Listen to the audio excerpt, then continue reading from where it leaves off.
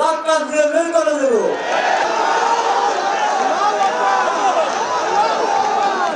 ইনসাফের প্রতীক দাঁড়িপাল্লা এলাকায় 12 তারিখ সারাদিন ইনসাফের প্রতীক দাঁড়িপাল্লা এলাকায় ভোট দিন।